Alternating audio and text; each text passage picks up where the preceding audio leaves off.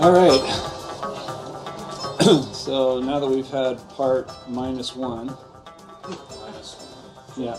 Well, that was just kind of like the idea between having the Western and the Eastern mind, and kind of how do we look at Scripture. Now, like I said, there's these 10 things that I think are essential, and I'm not here to say, I have all this information and I'm the expert and now I'm going to tell you. I'm here saying, hey, I discovered some stuff that I found really impacted how I read the Bible, and if you are interested in that, I want to share it with you, and then when we're all on the same page, we can have these really good conversations, and we're all going to learn together.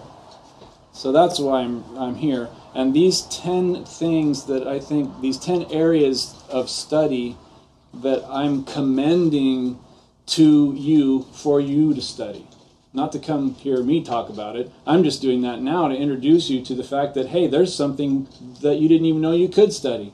And isn't that great? So the first one of those is just the physical geography of the land. Because how often do we hear they went from this city to this city, and then this thing happened? Well, okay, once again, Western mind, it's an event, and that's what's important. Well, maybe if we know what that city's all about, then when that thing happens, we really get it, We have the understanding like the people who were living there would understand it. So that's why we're here for this particular one, the Holy Land.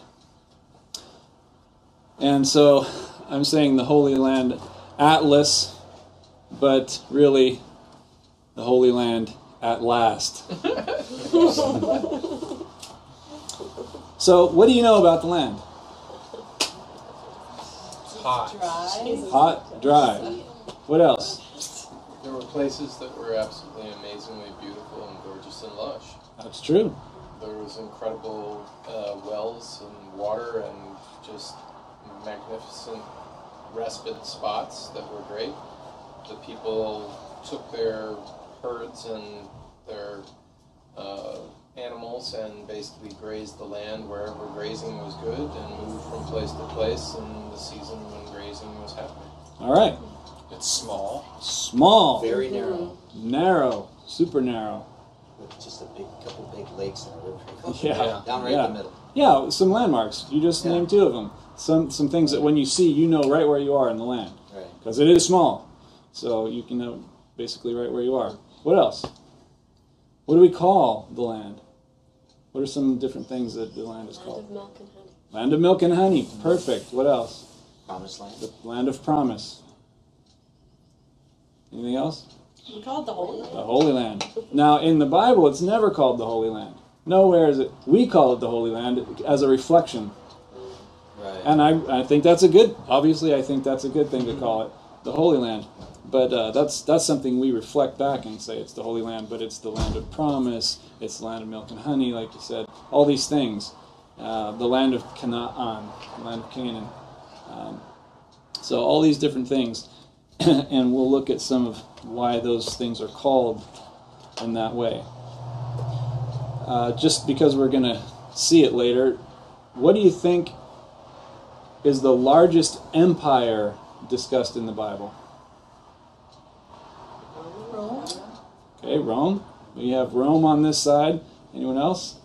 Different empire? Biggest empire? I'm not saying that you should have another answer. I'm just Biggest or Yeah, 'cause you have largest in size. Yeah, you don't know. Okay. no. like where Nineveh was from was the Syrians. Yeah, Assyrians. That's right. Nineveh is the capital of Assyria. That's right. Do you know the modern city that is Nineveh?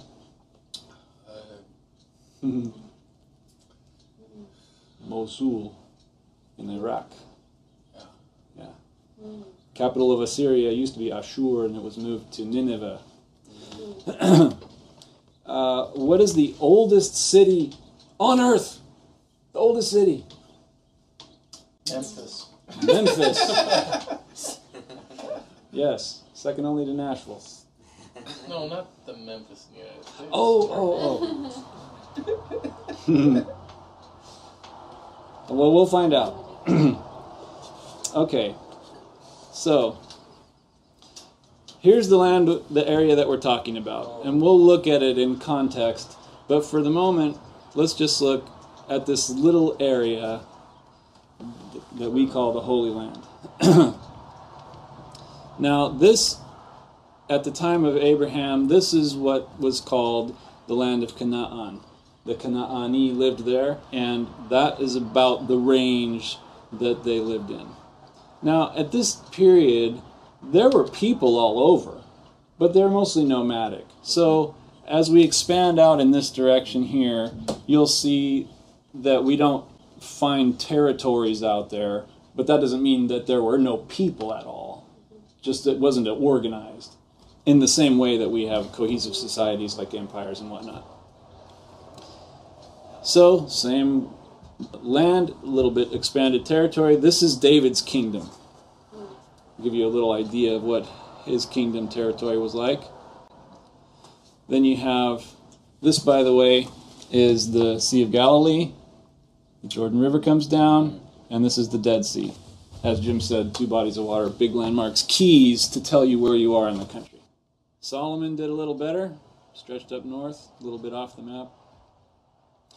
But then, as you know, right away after him, it all goes bad, and we have the divided kingdom.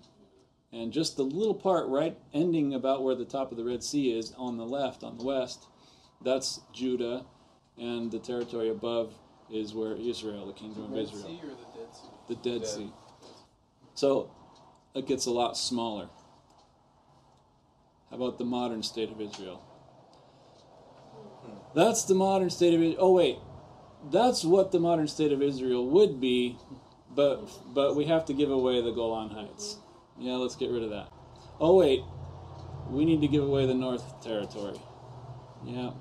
Oh, and I guess we don't get to have the Gaza Strip, so let's get rid of that. Oh, and I guess we don't get to have the West Bank. That's Israel now. How big of a space is that exactly? The biggest version of Israel that we saw fits inside the state of Oregon 5 times.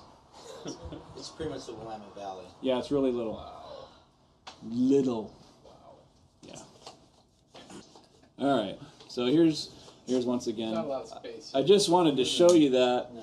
so you know that all these different periods that we're going to go through, we're basically talking about the same spot. Yeah, we might have bigger and smaller distinct boundaries for a period, but people are going back and forth and talking about this, all the same spot. So what constitutes the land?